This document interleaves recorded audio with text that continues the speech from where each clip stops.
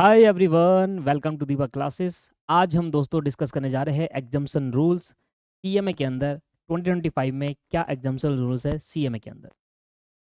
मैंने 4 पेपर के थ्रू एक एग्जाम्पल से लिया है और उस एग्जाम्पल के साथ मैं आपको समझाता हूँ कि क्या एग्जाम्पशन रूल होते हैं।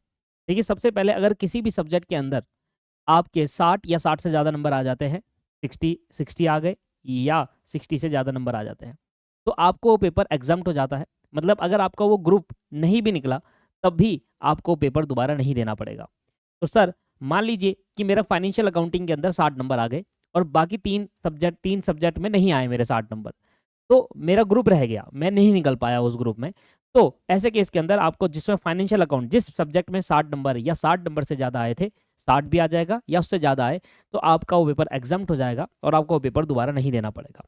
तो रूल्स के अंदर काफ़ी चीज़ें डिस्कस करिए, हर एक बात के अंदर कवर करिए, सारी पॉसिबिलिटीज़ मैंने कवर कर ली। तो ये वीडियो के तहत आपको पूरा समझ में आ जाएगा क्या एग्जाम्पशन रूल सीएमए के अंदर चलता है। सर, अब अगर मान लीजिए किसी सब्जेक्ट में मेरी एग्जाम्पशन आई है तो मैं उसको क्लेम कैसे करूंगा। तो एग्जाम्पशन कब आती है? जब 60 या 60 से ज़्यादा हो। क्लेम कैसे करोगे सर? क्लेम करने के लिए आपको वो पेपर छोड़ना होगा, वो पेपर आप छोड़ देंगे। मतलब मान लीजिए अगली बार जब मैं पेपर देने गया तो मेरे पिछली बार 60 नंबर आए थे फाइनेंशियल अकाउंटिंग के अंदर, अब मैं फाइनेंशियल अकाउंटिंग वाला पेपर देने नहीं जाऊंगा, उस दिन आपको एब्सेंट होना है, तो ऑटोमेटिकली एग्जाम्पशन क्लेम हो जाएगी और बाकी पेपर आपको देने जाने हैं। सर, एग्जाम्पशन कितने टर्म्स तक वैलिड रहता है? एग्जाम्पशन 3 टर्म तक वैलिड रहता है। मतलब अगर आपके पास इस जून अटेम्प्ट के अंदर मान लीजिए जून 2025 में आपकी एग्जाम्पशन आती है, तो आने वाले 3 अटेम्प्ट तक एग्जाम्पशन वैलिड होगा। दिसंबर 25 और जून 26 और दिसंबर 26 तक 3 टर्म तक वैलिड होता है। तो कब एग्जाम्पशन मिलेगी? 60 या 60 से ज्यादा। एंड कैसे क्लेम करना है? उस दिन, उस पेपर के दिन एब्सेंट हो जाना है। और कब तक वैलिड होती है वो एग्जाम्पशन? एक बार आने के बाद 3 टर्म्स तक वो वैलिड मानी जाती है। आइए अब मैं कुछ एग्जाम्पल ले लेता हूँ आपके सामने। लेट सपोज कि एक सब्जेक्ट में आपके 39 है, एक में 38 आ गए और एक में 34 आए, और सर एक में 60 नंबर आ गए। तो अब आपका पेपर ये वाला एग्जाम्प्ट माना जाएगा। अब आपका पेपर ये वाला क्या माना जाएगा? एग्जाम्प्ट माना जाएगा। तो ऐसे केस के अंदर अब आपको 3 पेपर देने जाएंगे। ये तो समझ में आता सभी को। पर सर, अब ये बाकी 3 नंबर में कितने नंबर ला कर रहा है, ये एक इंपॉर्टेंट पार्ट है। ये एक इंपॉर्टेंट पार्ट है जो आपको समझना है। तो एक पहला केस हो गया कि एक सब्जेक्ट के अंदर एग्जाम्पशन आया, बाकी तीन हमारे पास क्या है? बाकी 3 हमारे पास एग्जाम्पशन नहीं हुआ है। अब मुझे दोबारा पेपर देना है, तो अब मैं इन तीनों में कितने नंबर लेकर आऊंगा? सर, इन तीनों को मिलाकर एग्रीगेट 150 नंबर लेकर आने हैं। एग्रीगेट 150 नंबर लेकर आने हैं।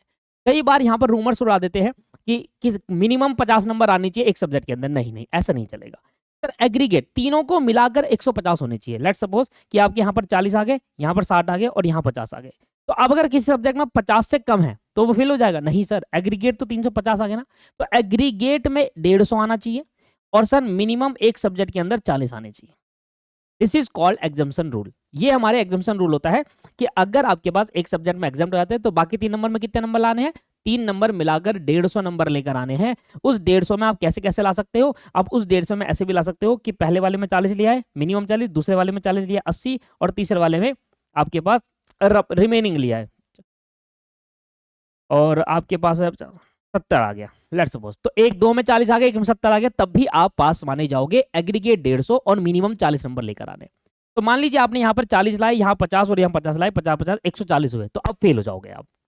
अब फेल हो जाओगे। फिर से आप दोबारा देखो और एक और चीज सुनो। मान लीजिए आप 3 पेपर देने गए।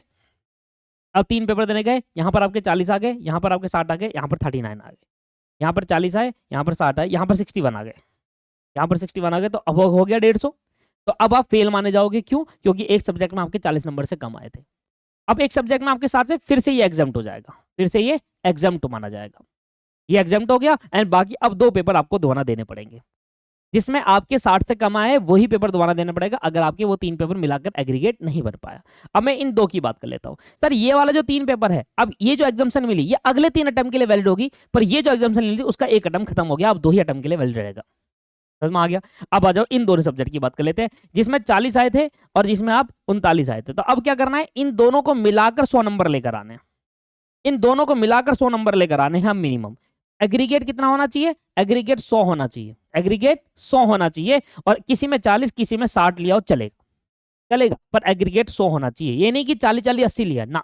अब 2 सब्जेक्ट चाहिए तो मिनिमम आपको बस एग्रीगेट कितना लाना है? 100 लाना पड़ेगा। तो और 100 आ गया। तो अब फिर से अब आपने क्या दिमाग लगाया, मैंने फिर से एक कहानी फिर से ट्विस्ट कर दिया कि देखो अगर किसी 2 सब्जेक्ट के अंदर आपकी एग्जाम्सन आ जाती है, पहले में 60 आ गए, दूसरे में 60 आ गए, तीसरे में 39, चौथे में 39, तो ऐसे में 2 सब्जेक्ट तो एग्जाम्ट हो गया, हम 2 सब्जेक्ट का पेपर दोबारा देना होगा। इन 2 सब्जेक्ट का पेपर जब दोबारा दोगे तो आपको मिनिमम 100 नंबर चाहिए, एग्रीगेट में 100 नंबर चाहिए, और एग्रीगेट में 100 नंबर लाने के लिए आपको या तो इसमें 40 में 60 लिया हो या दोनों में 50-50 लिया हो, चलेगा। अब दोबारा सुनो एक और कहानी, मान लीजिए आपके 3 सब्जेक्ट में एग्जाम्सन आ गई, और सिचुएशन क्या आएंगे, मान लो आपके 3 सब्जेक्ट में एग्जाम्सन आ गई और एक सब्जेक्ट में 39 आ गए, 3 सब्जेक्ट में एग्जाम्सन आ गई, एक सब्जेक्ट में 39, अब ये तीनों तो एग्जाम्ट हो गए, इस दिन एब्सेंट हो जाना, एग्जाम्सन क्लेम हो जाएगी, पर ये पेपर देने जाना होगा। अब इसमें कितना लाना होगा, अब इसमें 50 लाना होगा, 40 नहीं, मिनिमम तो 50 चाहिए किसी एक सब्जेक्ट के अंदर। सिर्फ एक सब्जेक्ट में अगर रह जाता है और 3 में एग्जाम्सन आ जाती है तो 50 नंबर लाने पड़ेंगे अगर आपको इसको पास करना है तो। And this is your एग्जाम्सन rule. तो हम सिंगल सब्जेक्ट के लिए एग्जाम्सन रूल पढ़ रहे हैं, जहां पर एक सब्जेक्ट में आ गई तो 3 सब्जेक्ट में 150 लाने पड़ेंगे, 2 सब्जेक्ट में एग्जाम्सन आ गई, 2 सब्जेक्ट में 100 लाने पड़ेंगे। वो 100 आप कैसे भी ला सकते हो, 40 60 कह सकते हो, 50 कह सकते हो, 55 जो भी कह सकते हो आप, तो आप कैसे भी ला सकते हो, बस 40 से कम नहीं होना चाहिए, 2 सब्जेक्ट में 100 के बराबर होना चाहिए। और अगर आपके 3 में एग्जाम्सन आ जाती है तो फिर एक सब्जेक्ट में 40 नहीं चाहिए, फिर 50 चाहिए मिनिमम। ये सिंगल सब्जेक्ट के लिए यही चलेगा rule, and this is your एग्जाम्सन rule. इसके अलावा अगर कोई पॉसिबिलिटी आपके पास आ जाती है तो वो आप मुझे शेयर कर देना। एक और जो है, बोथ ग्रुप के अंदर आपको एग्जाम्सन रूल मिल जाता है। अगर आपने बोथ ग्रुप दिया, ग्रुप 1 में आपके 180 आ गए और ग्रुप 2 में आपके 220 आ गए, तो दोनों को मिलाकर 400 होने चाहिए, बोथ ग्रुप में दोनों को मिलाकर 400 होने चाहिए, तो आप पास माने जाओगे, आप पास माने जाओगे। ठीक है सर, मान लीजिए एक ग्रुप में आपके 180 आ गए, दूसरे ग्रुप में 219 नंबर आए, दूसरे ग्रुप में 219 आए, तो अब आप पास नहीं मानेंगे, सिर्फ ग्रुप 2 निकला आपका, ग्रुप 2 निकला, तो ऐसे में अब ये वाला ग्रुप आपका फेल हो जाएगा, फिर इसमें चेक करेंगे कितने में एग्जाम्सन है, उसको छोड़ देना आप। This is called your एग्जाम्सन rule. तो एग्जाम्सन कैसे क्लेम करते हैं, एग्जाम्सन कब आती है, 60 नंबर पर एग्जाम्सन आ जाती है। एग्जाम्सन क्लेम कैसे करना होता है, उस पेपर को एब्सेंट मार दो, उस पेपर में मत जाओ देने। और एग्जाम्सन कितने टर्म तक वैलिड रहती है, जिस दिन आपने एग्जाम दिया उसको छोड़कर आगे वाले 3 टर्म तक वैलिड रहेगी।